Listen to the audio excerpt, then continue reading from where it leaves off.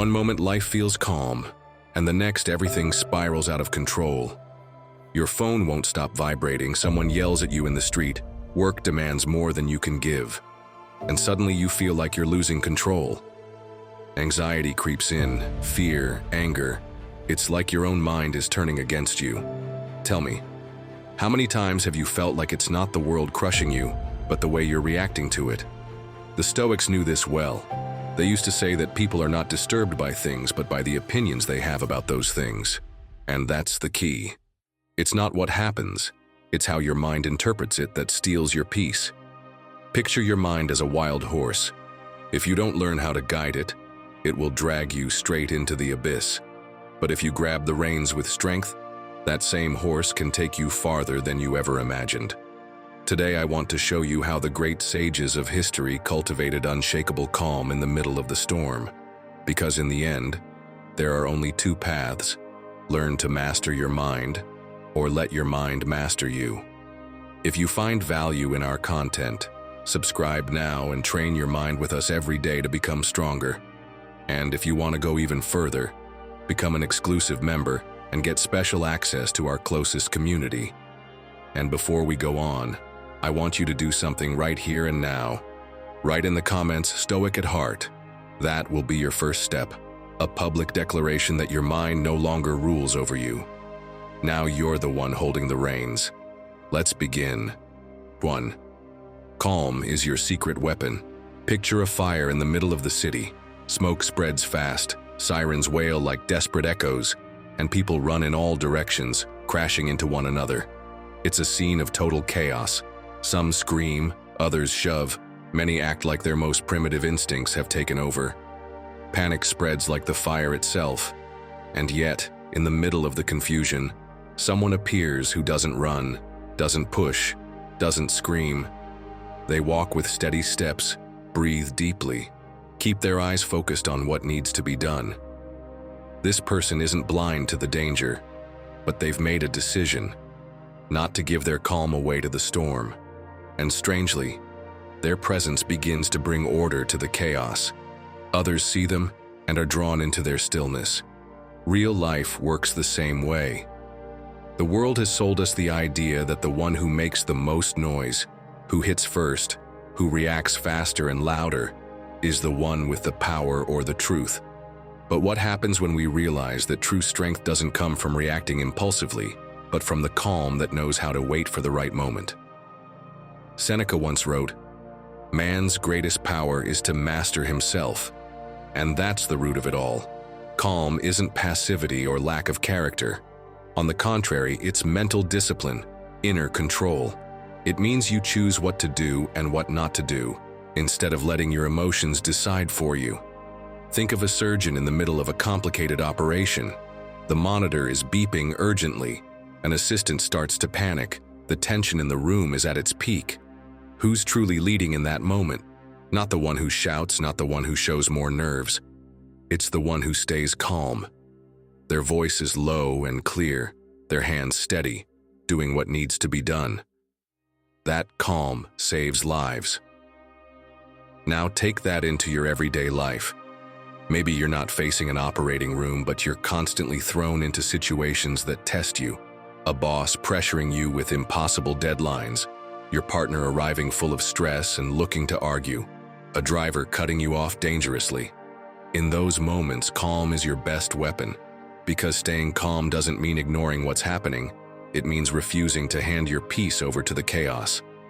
Marcus Aurelius wrote in his Meditations, "You are the master of your mind. Don't let anything external steal that power from you." He understood it firsthand, ruling an empire in constant war. If he could train his mind to remain steady through all of that, what's stopping us from doing it in everyday life? Now imagine something even more ordinary.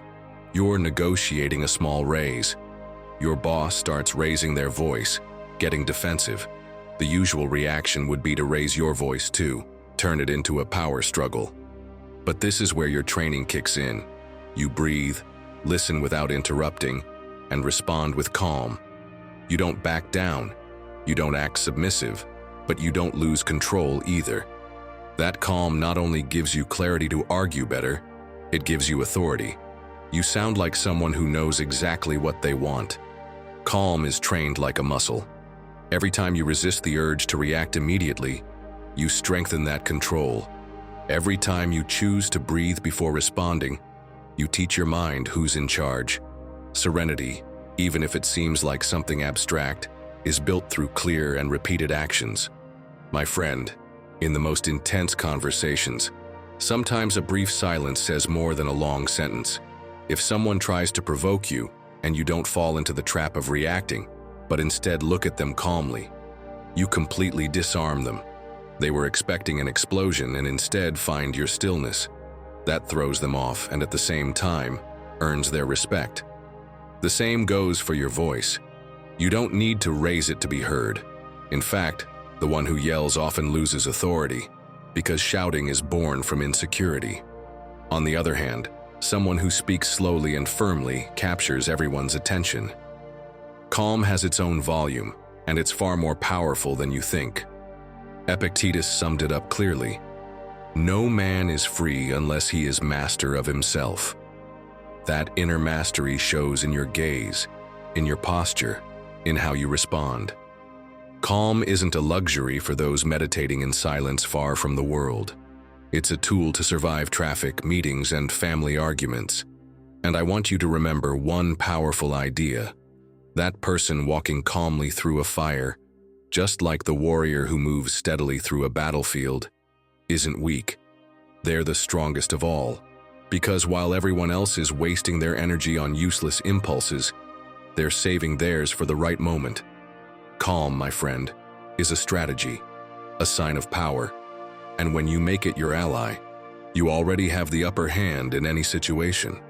2. Master your mind or be its slave. You've probably lived through this more than once. You wake up feeling motivated, convinced that today you'll finally follow through on what you planned. But all it takes is one small thing going wrong for everything to fall apart. A poorly written email, an unexpected comment, a look from someone that throws you off, and suddenly your head fills with thoughts that won't stop tearing you down. I'm a mess. Nothing ever works out for me.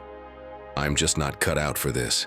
It's as if your own mind had turned into your worst enemy, like a wild horse running without direction, dragging you behind it. And the worst part is, if you don't train it, that mind doesn't know the difference between what truly matters and what doesn't. It pulls you just as hard over a small gesture as it would over a real tragedy. Picture this. You're at a work lunch, everything's going smoothly, until someone drops a sarcastic comment disguised as a joke.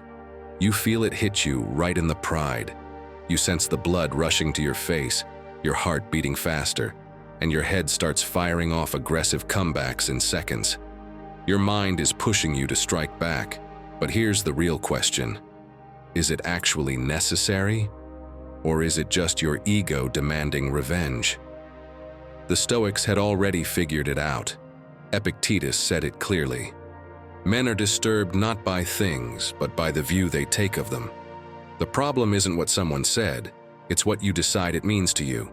That same comment could ruin your whole day, or bounce right off you.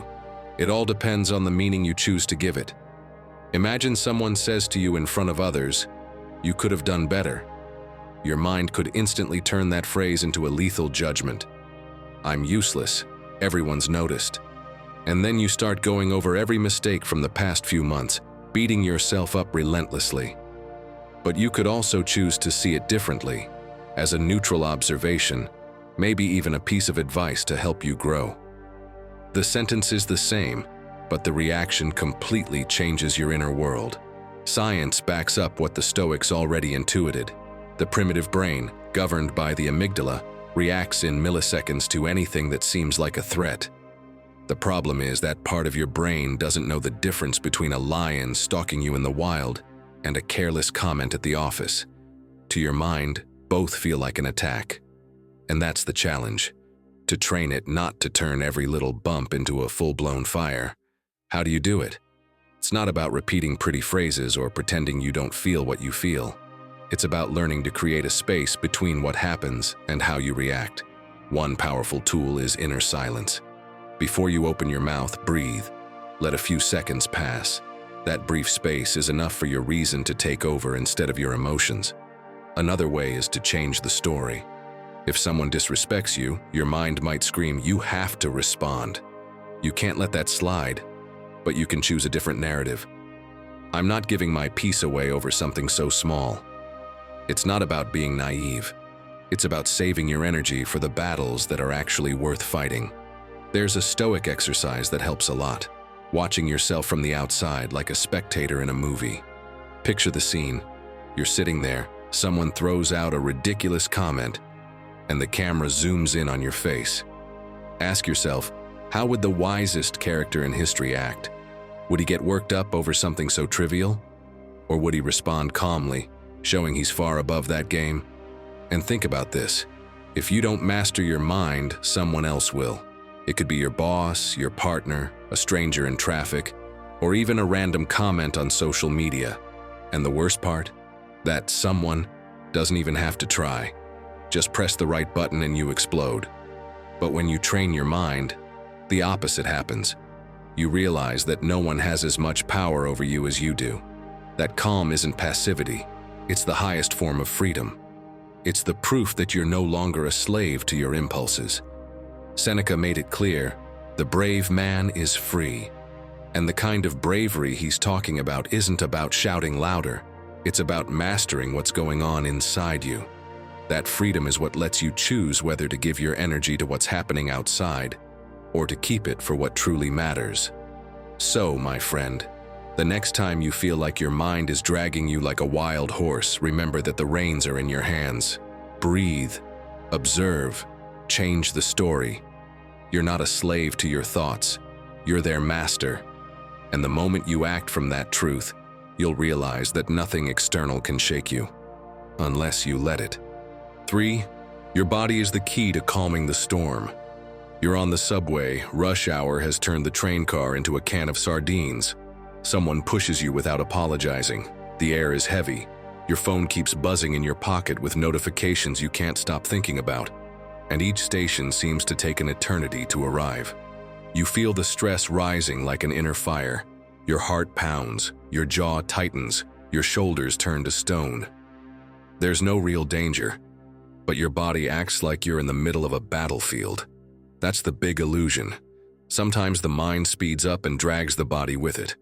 Or sometimes it's the body that sends the wrong signal, and your mind believes you're in danger. And then you're stuck in a loop where everything spirals out of control. The key, my friend, is to break that loop, and the Stoics knew it well. Seneca wrote, "The body must be cared for with discipline so that the soul is not weakened." He didn't say this because he wanted everyone to be athletes, but because he understood that the body is the anchor of the mind. When you train it, when you move it, you give the soul the stability it needs not to be swept away. Today, science backs this up. Recent research published in Frontiers in Psychology shows that something as simple as a 15-minute walk outdoors significantly reduces anxiety levels. And the Lancet Psychiatry found that people who exercise regularly are nearly half as likely to suffer from severe stress episodes. We're not talking about magic formulas, just pure biology. When you move the body, your mind settles. What's strange is that we usually do the opposite. When we feel overwhelmed, we freeze. We sit on the couch, trapped in our thoughts like a hamster spinning in its wheel. But the way out isn't thinking more, it's going back to the body. Here's an example. Someone argues with you at work, and you feel the anger starting to rise inside. Your mind begins to generate cutting replies, but instead of saying the first thing that comes to mind, you stand up, walk out into the hallway for a moment, and start moving. You feel the floor under your feet. You breathe more deeply. Your steps bring clarity back.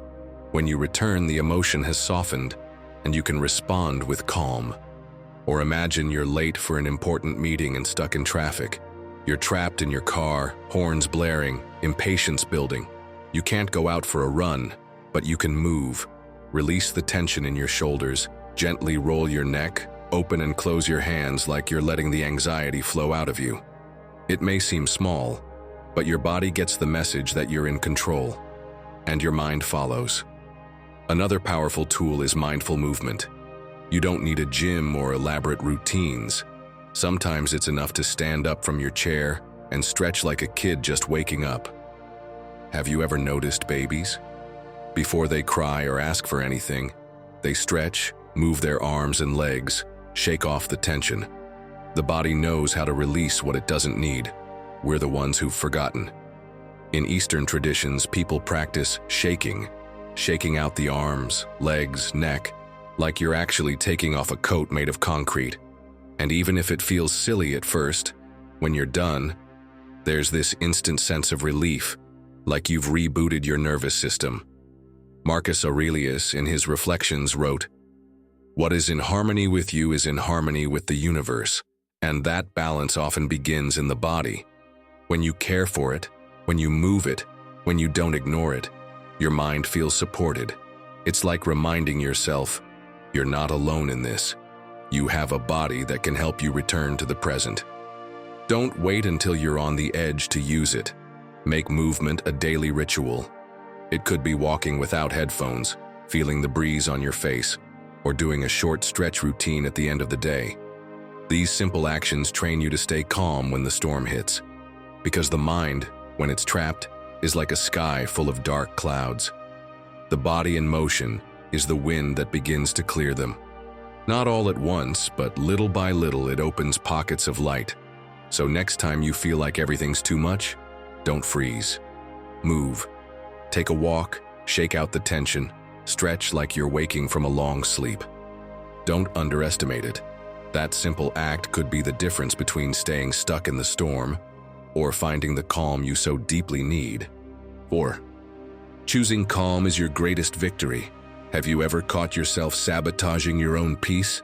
You're sitting on the couch, everything seems fine, nothing urgent going on, and suddenly your mind starts whispering, "This can't last. Something bad must be coming in the blink of an eye."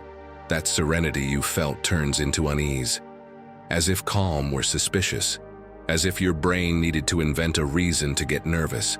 That's one of the most common mistakes. Thinking that calm depends on everything being perfect.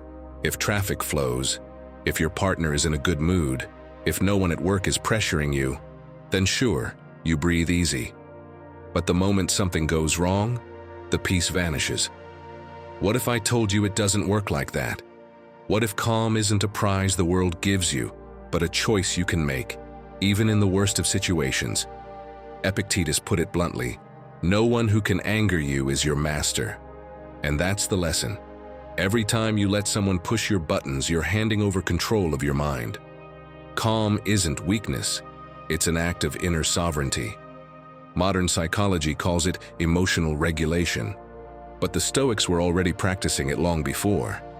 It's not some magical trait that some people are born with and others aren't. It's a skill you can train. Just like muscles grow with exercise, calm grows with constant practice. You probably know someone who seems to live on another wavelength. That friend who, in a tense meeting, just takes a sip of water and answers calmly while everyone else loses it. It seems like nothing gets to them, but in reality, they probably do feel the tension. They've just learned not to react right away. They've understood that calm isn't something that appears by chance. It's a conscious decision. Let me give you a simple example. You're at the airport. Your flight is delayed by 2 hours. The lounge is packed with people complaining. You see long faces, arguments, even someone yelling at the airline staff. You feel the frustration too, of course. But now you have two paths.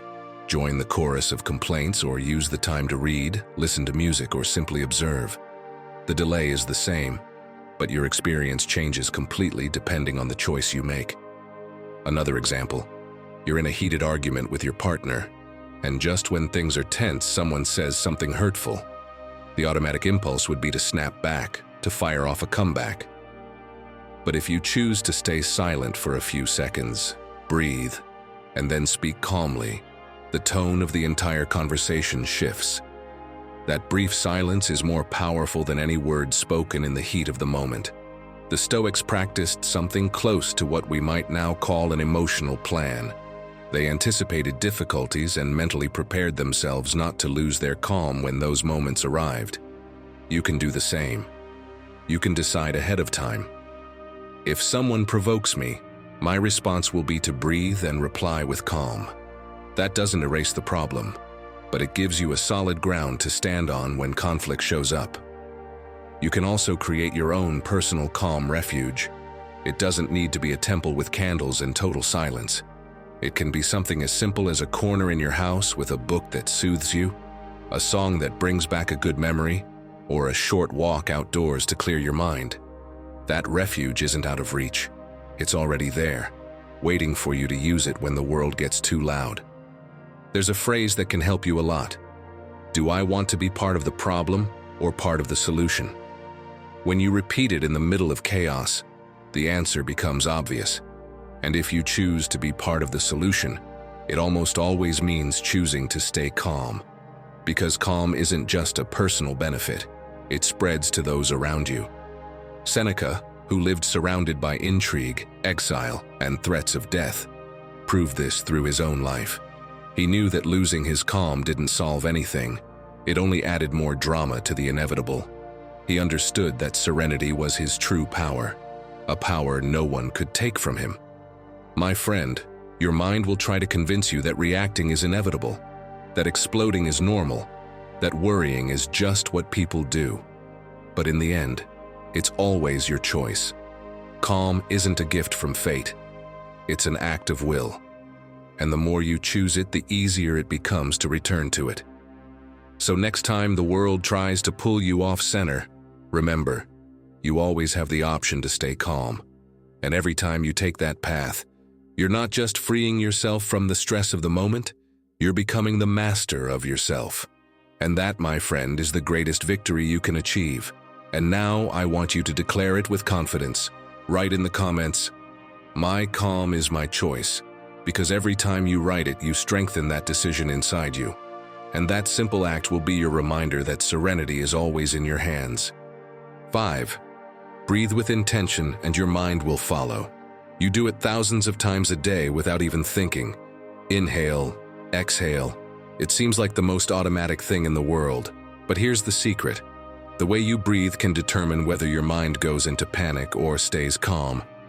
And the strange part is, hardly anyone pays attention to something so basic.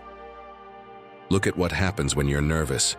Your breathing gets fast, shallow, and choppy. It's like your body believes there's an imminent threat, even if all you're facing is a tricky email or an awkward conversation. The result? Your nervous system flips on all the alarms, and your mind starts firing off chaotic thoughts that make you feel even worse. The Stoics didn't talk about lungs or oxygen, but they absolutely understood the link between body and mind. Epictetus never stopped reminding us that we're not truly free until we learn to control ourselves. And controlling your breath is one of the most direct paths to self-mastery. Because when you calm the body, you calm the mind. Science confirms it. Studies on emotional regulation show that slow, deep breathing activates the parasympathetic system, the part of your body that says, "Relax, you're safe." It's like shifting gears in a car. You move from the frantic speed of stress to the steady rhythm of calm. Imagine you're in a long line at the bank, and someone starts arguing with the teller. The mood gets tense, people are getting impatient, and you feel your heart starting to race. Instead of letting yourself get swept up in that same energy, you close your eyes for a second and take a deep breath. You inhale to a count of 4 and exhale slowly. Bit by bit, your body slows down and the tension stops grabbing hold of you. The situation didn't change, but you did. Or think about a family argument. One of those moments where everyone's talking at once, voices are rising, and no one's really listening. The automatic reaction would be to jump in and raise your voice too. But if you take a breath before speaking, your tone changes. You speak more slowly, your voice steady but calm.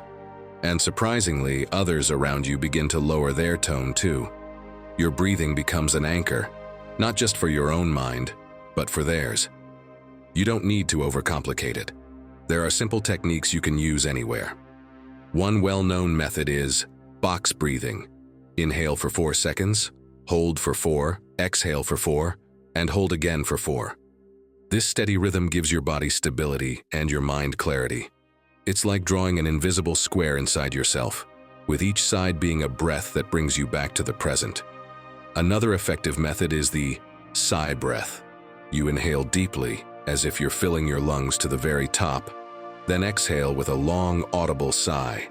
That gesture instantly releases tension. Do it 3 times in a row, and you'll feel your body let go. What matters isn't memorizing techniques, it's understanding the principle. Your breath is the most accessible tool you have for training calm. You don't need money or extra time or a special place. You just need to decide to use it. Marcus Aurelius, who knew the pressure of ruling an empire, wrote, "When you can't change the external, change your internal attitude." And breathing with intention is one of the most effective shortcuts to do exactly that. Because you can't control traffic, your boss's personality, or what other people say, but you can control your inhale and your exhale, and that changes everything else. Think of it this way. Your breath is like the rudder of a ship in a storm. You can't stop the wind or the waves, but if you grab the rudder and steer it firmly, you keep the ship from sinking. The mind is that ship, and your breath is the rudder that's always in your hands. Try it right now. Stop for a minute, close your eyes and breathe slowly. Inhale to a count of 4, pause, and then exhale even slower. Do it a few times. Do you feel how your mind quiets down? How your body softens? That's the power you've always had, even if you'd forgotten. Don't let your breathing be just an automatic reflex. Make it your ally. Breathe like a Stoic, because every time you choose to breathe calmly, you're also choosing how you want to live. And my friend, living with serenity always begins in the simplest place, a conscious breath that gives you back control. 6. Create with your hands and your mind will rest. We live in a world where we solve almost everything through a screen. We send emails, write messages, fill out documents, and everything seems to happen in some intangible realm. So of course it feels strange when our minds start to feel overwhelmed after weeks of doing nothing physical, nothing that connects us to the real, material world. It's like living trapped in a cloud of thoughts without ever touching the ground. But there's something powerful in simply using your hands, fixing something that's broken, cooking a meal without rushing, painting, even if you're terrible at it. When you put your hands to work, your mind begins to settle. It's as if the inner noise suddenly finds a channel through which it can escape. The Stoics understood this in their own way. Epictetus said, "Don't explain your philosophy, embody it." And to embody it often doesn't mean reading more or thinking more. It means doing. Moving from worry to action, from theory to direct contact with reality. Because if you stay spinning around inside your head, all you do is dig yourself into a deeper hole. The interesting thing is that modern science came to the same conclusion. Mihaly Csikszentmihalyi, the psychologist who studied the famous flow state, found that simple manual tasks, cooking, knitting, handwriting, help us enter a state of full focus. That moment when time disappears, the mind stops spinning, and the only thing that exists is what you're doing. Think about it. When you bake bread, your hands knead. You feel the flour. You notice the dough change. For those few minutes, your mind isn't worrying about the future or replaying the past.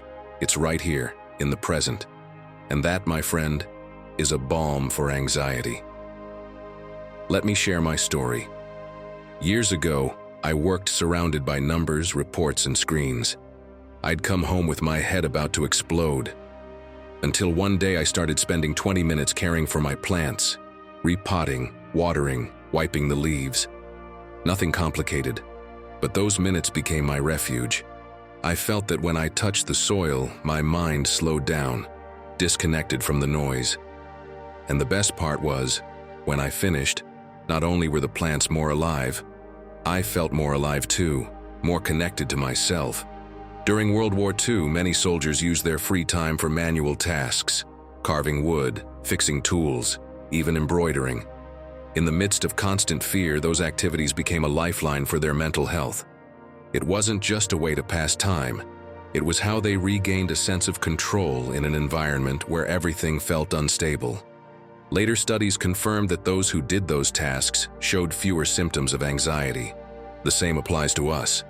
What if, instead of ending the day collapsed in front of the TV, you spent a little time cooking, without checking your phone, chopping vegetables, smelling the spices, hearing the sizzle of oil? Your attention focuses on something tangible, and without even noticing, your mind rests. Marcus Aurelius, who lived through military campaigns and political chaos, wrote, "The perfection of character is this, to live each day as if it were your last, without agitation, without apathy, without pretension." And one of the ways to live like that is to keep your mind from drifting into abstract worries, and to bring it back to the present through what you do with your hands. You don't need artistic talent or DIY skills. The value is in the act, not the result. Scribble on a piece of paper, even if it's messy. Shape clay, like you did when you were a kid. Write a letter by hand, even if it's just to yourself. What might seem like a game has a real effect. It lowers the mental noise and brings you back to the now. And if you want to try something simple, think about folding laundry. Yes, it sounds trivial, but when you do it with attention, feeling the textures, arranging things piece by piece, you're creating a space of calm. Same with washing dishes, sanding a piece of wood, or brewing coffee by hand. Small actions that restore greatness to your mind. Because in the end, the problem isn't that life has too many pressures. It's that we spend too much time stuck in thought loops with no exit. Your hands are the key to opening that door and letting your mind breathe. So next time you feel the mental chaos creeping in, don't run to another distraction on a screen. Do something physical, even if it seems insignificant. Use your hands. Create, fix, paint, cook, write. And you'll rediscover something you may have forgotten. That calm isn't always found by thinking harder, but by returning to life through your fingertips. 7. Don't hand your power over to anger. Imagine you're playing a game of chess. You're ahead, you've been thinking through every move calmly, and suddenly your opponent smirks, makes a move, and tries to provoke you with a smug smile. They haven't won anything yet, but you feel your blood boiling. Instead of sticking to your strategy, you rush your move, trying to crush them immediately. The result? You lose your focus, fall right into their trap, and give away the game. You didn't lose because of a lack of intelligence, but because anger took the wheel. That's how it works in life. 1 second you're in control of yourself, and the next, rage hijacks your decisions. And when you come back to yourself, you've already said hurtful things, made choices you didn't mean, or acted in ways that leave a mark. The worst part isn't the explosion. It's the aftermath, the regret, the sense that you let yourself down. The Stoics knew this well. Seneca wrote, "Anger is an acid that does more harm to the vessel in which it is stored than to anything on which it is poured." That line holds an uncomfortable truth. Most of the time, the person who provoked you moves on quickly, but you stay stuck in that inner fire for hours, even days. And every minute spent in that state is a minute you've handed your power away. Think about what happens at work. A coworker makes an out-of-line comment. You fire back, raise your voice, and for a moment you feel a release. But then comes the tension, the awkward looks, the weight of knowing you may have made things worse. Anger didn't solve anything. It just added more problems. Or at home with your family. Your kid breaks something by accident. You're exhausted and you explode. You yell, lose your temper. Maybe the broken object can be fixed, but the memory of that shout stays. What could have been a moment to teach becomes a memory tied to fear. Anger always costs more than it gives. Neuroscience explains it clearly. Anger is like a jolt of electricity that surges through your body for a few seconds. The brain releases adrenaline, your heart races, your muscles tense up. But that surge actually lasts only a short time, 90 seconds according to researcher Jill Bolt Taylor. After that, your body naturally starts to calm down, unless you keep fueling it with repetitive thoughts. See the irony? Anger lasts a minute, but we turn it into hours, or even days, because we keep feeding it. So how do you avoid falling into that trap? One simple way is to become the observer. When you feel anger rising, don't judge it or try to suppress it. Just observe it. There it is. I feel it in my chest. I feel the tension in my hands, like a scientist watching a chemical reaction. When you stop identifying with the emotion, you stop being its slave.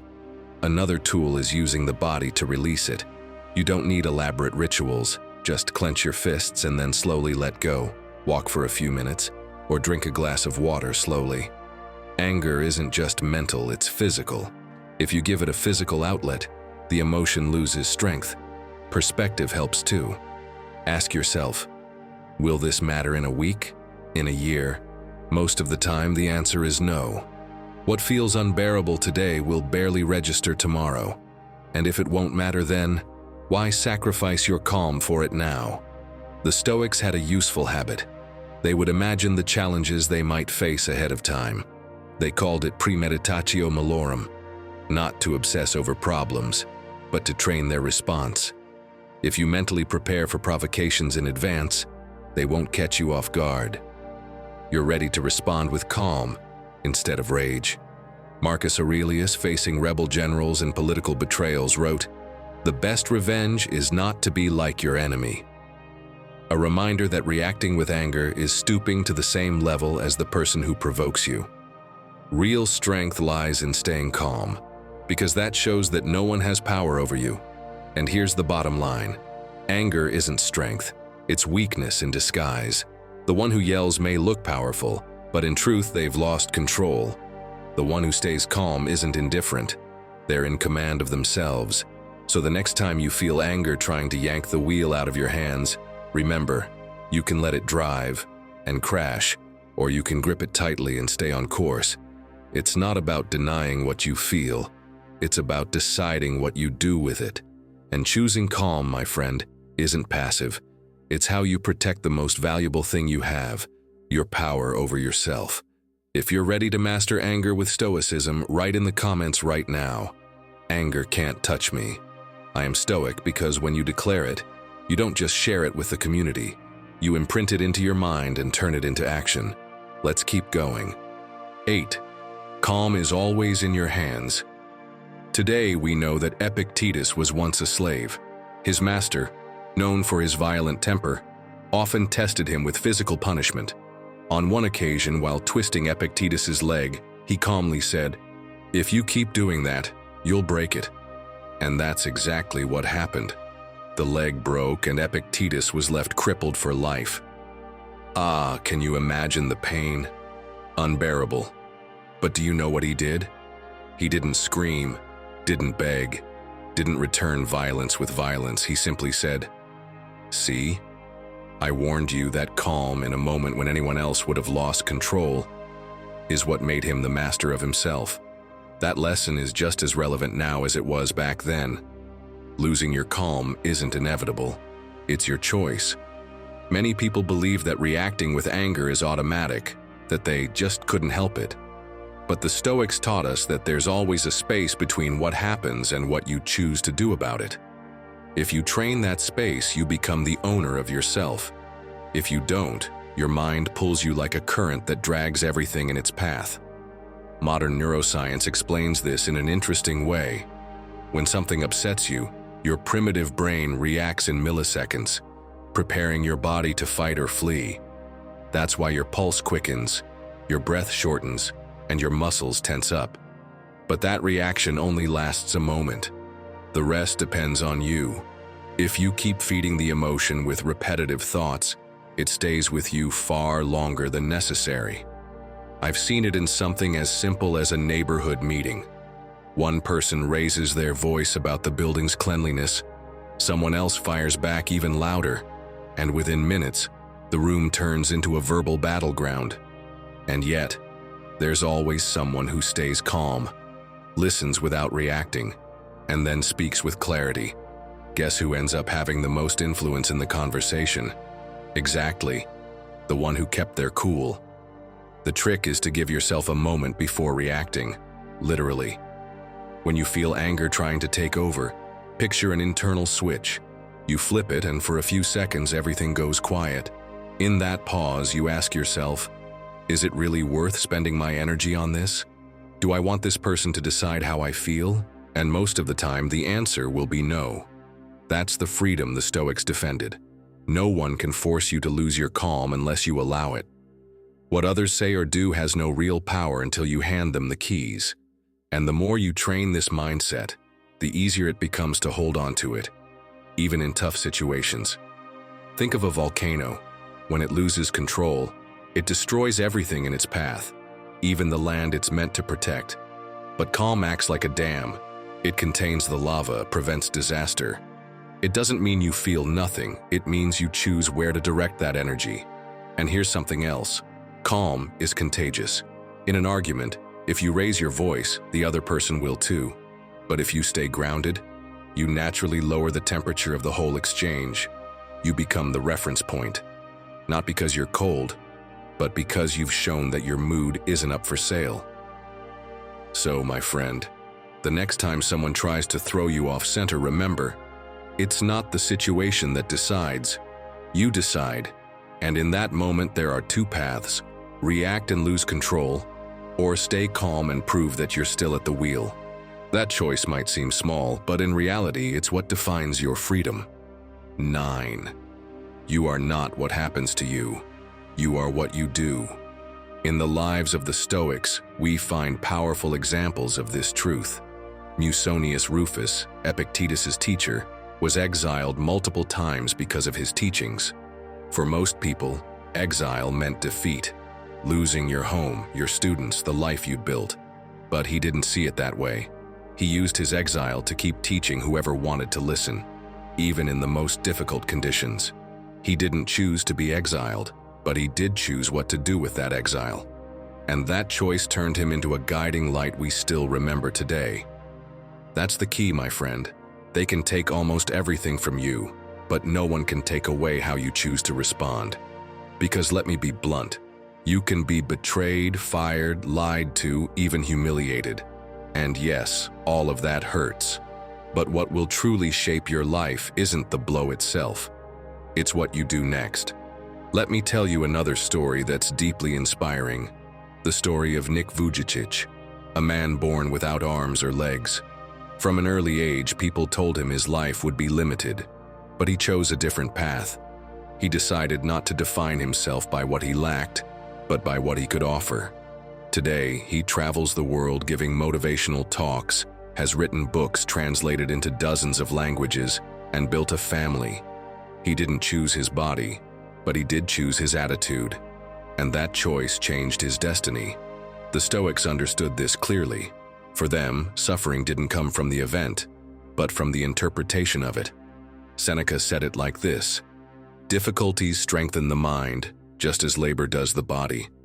Every challenge, no matter how painful or unfair, can become the training ground you need to grow.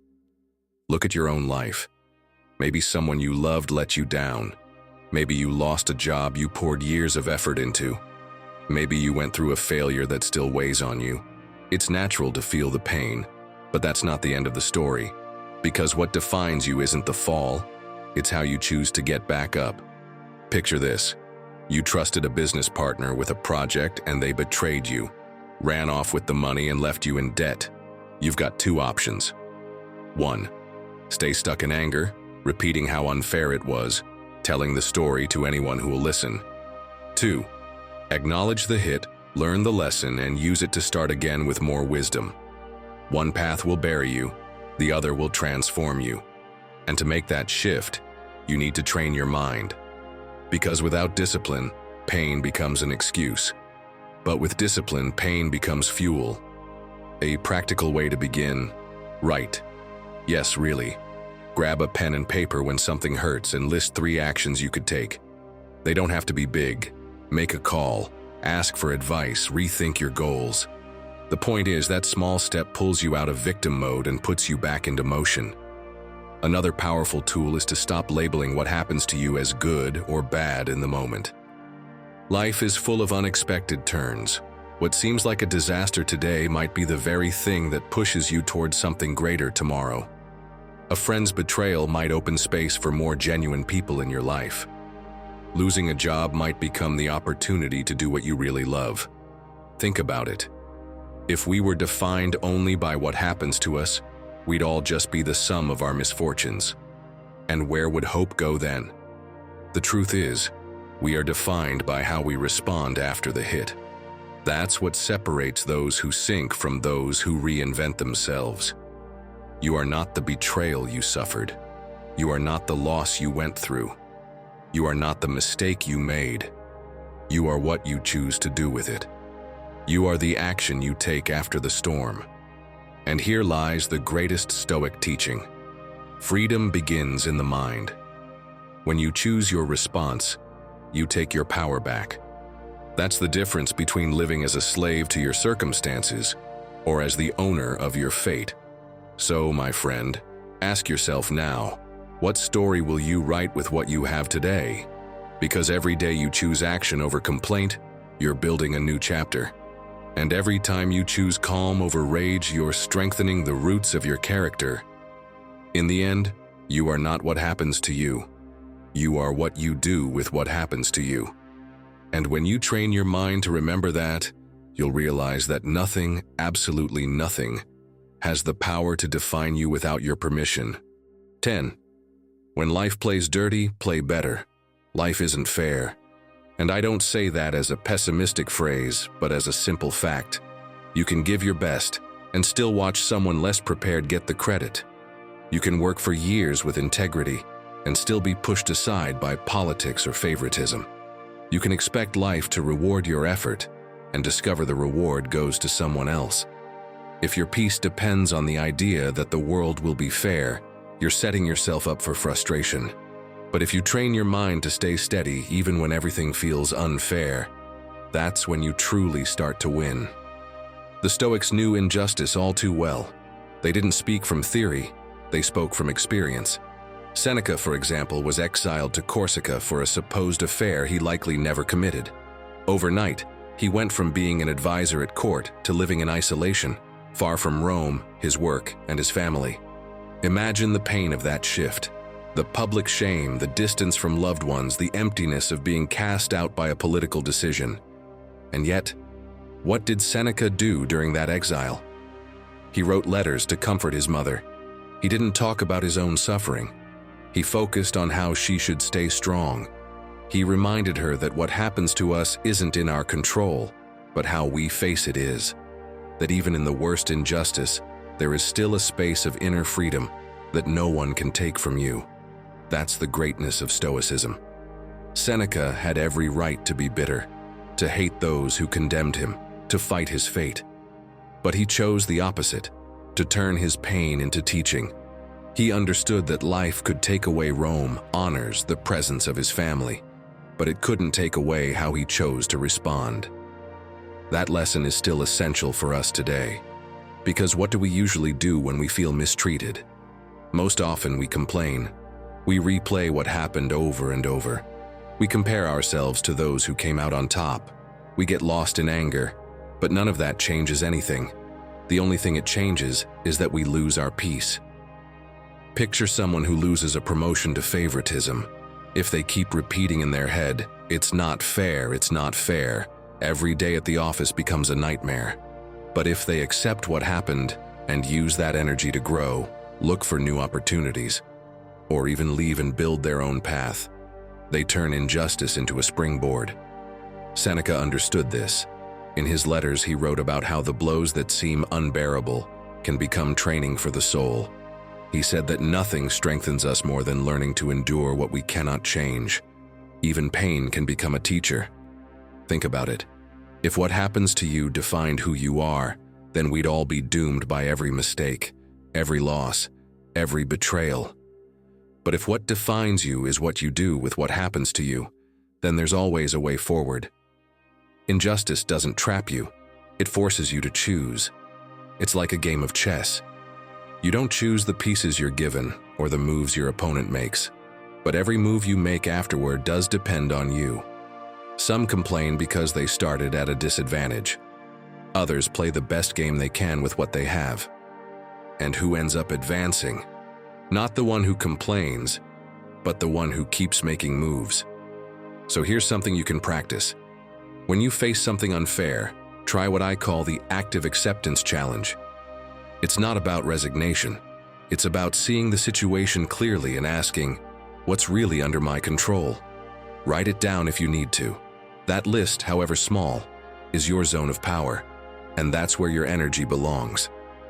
Another way to train this mindset is by changing your language.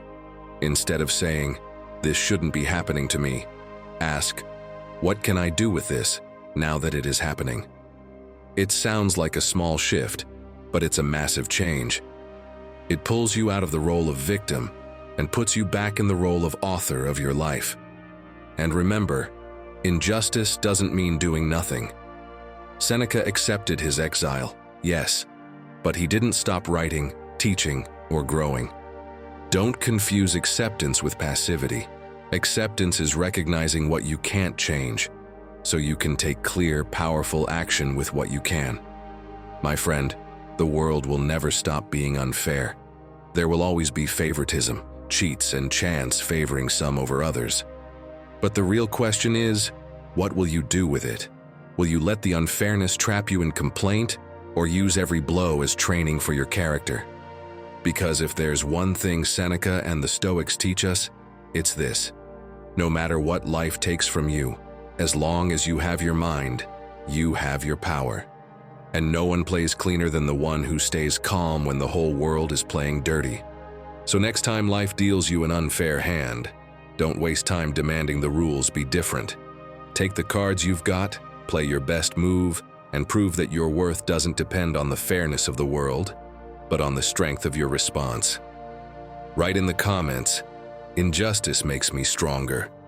Because when you declare it, that phrase becomes your shield, a reminder that the outside world may hit hard, but only you decide how to respond. 11. Don't get lost in what no longer exists, or in what hasn't arrived yet. History tells us that Marcus Aurelius, amid the weight of ruling an empire, would write to himself at dawn, reminding himself of something that may sound obvious, but that most of us forget. Man lives only in the present. Why did he repeat it so often? Because even with all his discipline, he still risked getting caught in what had already passed or what hadn't yet come. And if an emperor struggled to stay here and now, imagine how hard it is for us, surrounded by distractions, screens, and non-stop thoughts.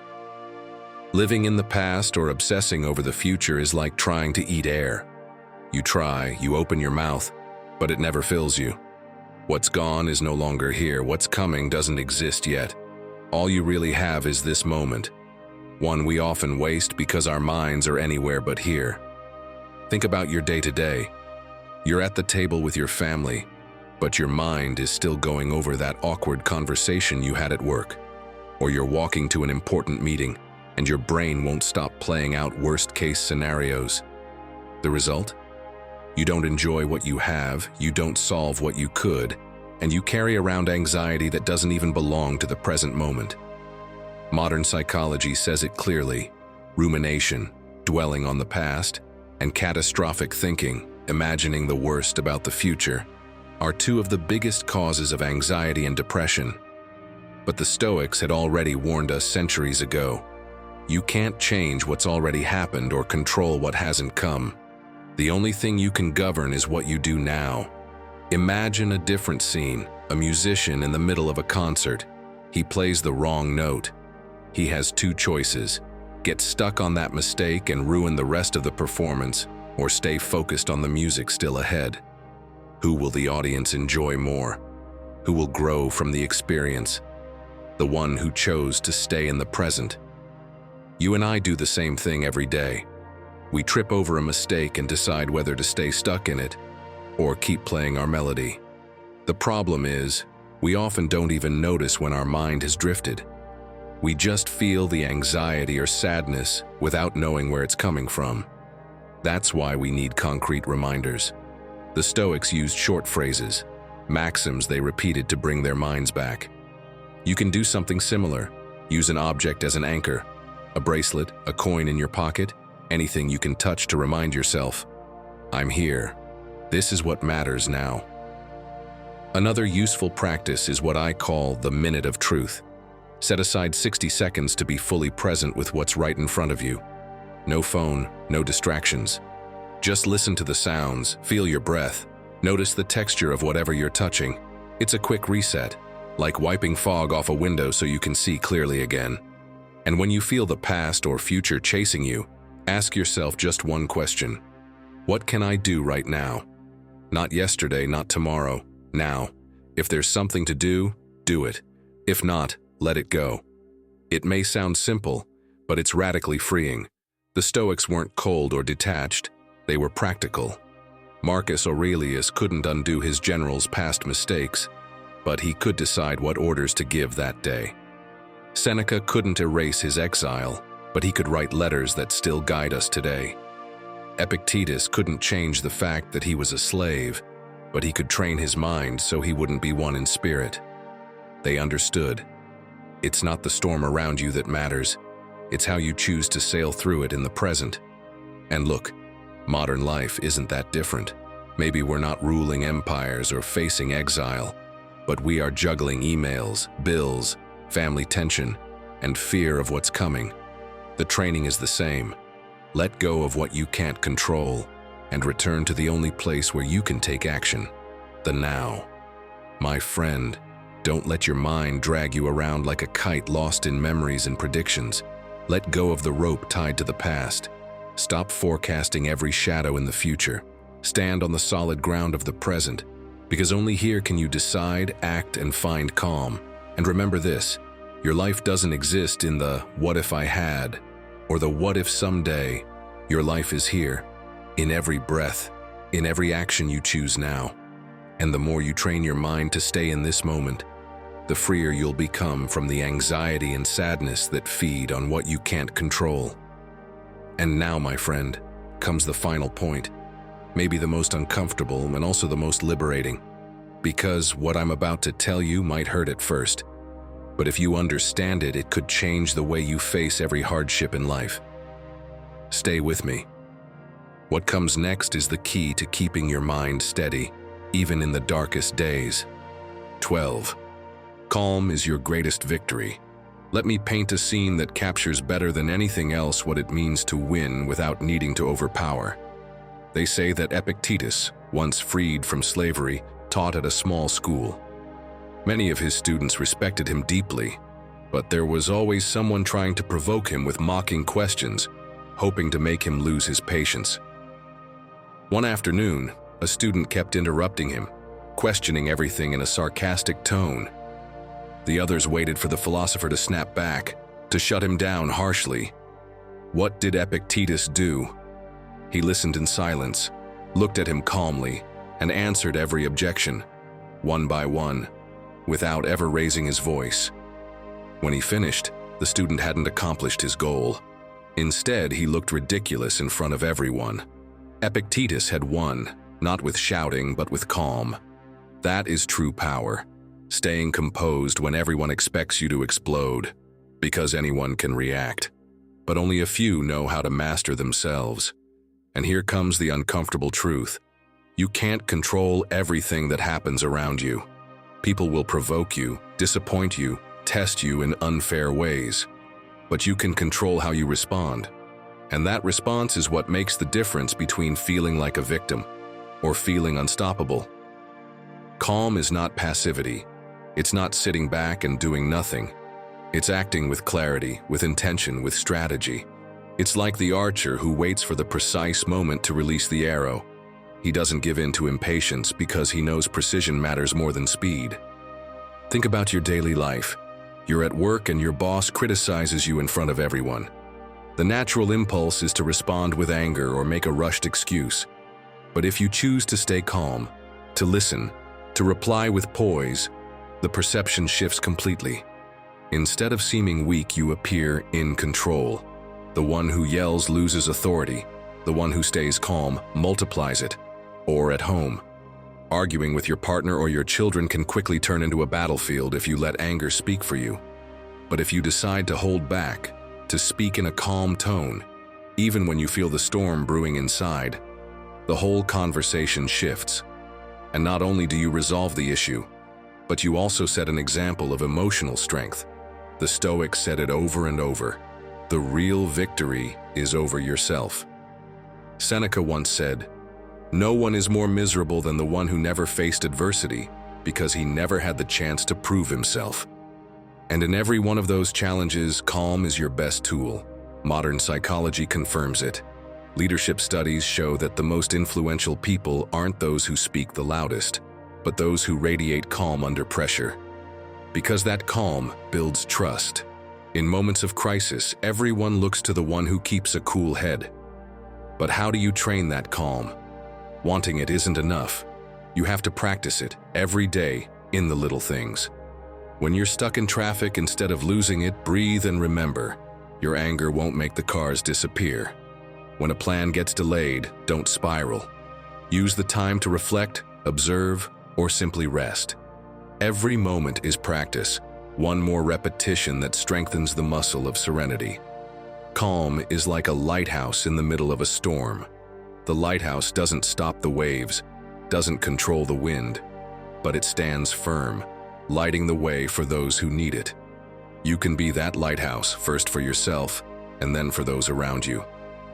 My friend, never forget this. Yelling, losing control, reacting with anger, anyone can do that. What's hard, what's extraordinary, what truly shows your strength, is staying calm when everything around you is pulling you to lose it. That is your greatest victory, because no one can take it from you without your permission. So next time you feel the storm pulling you under, do what Epictetus did. Breathe, pause for a moment, and remember, your calm is your power. No matter what happens outside, if you keep control inside, you've already won. My friend, by now you know, calm isn't a one-time event. It's a path. Every time you choose not to react with anger, not to get swept away by fear, and not to drown in inner chaos, you're winning a little more freedom. Calm doesn't mean life stops testing you. It means you're no longer a slave to those tests. If you've made it this far, I want you to declare it in the comments. Write, "I choose to live in calm." That way, I'll know who the warriors with a stoic soul are, the ones who made it to the end. Don't forget to subscribe, turn on notifications, and give this video a like so you don't miss what's coming next. And I invite you to check out the playlist on your screen. It's full of ideas, stories, and insights designed to help you face life with more wisdom and confidence. Click now, and let's keep moving forward together. Until our next talk, take care and keep embracing your inner stoic.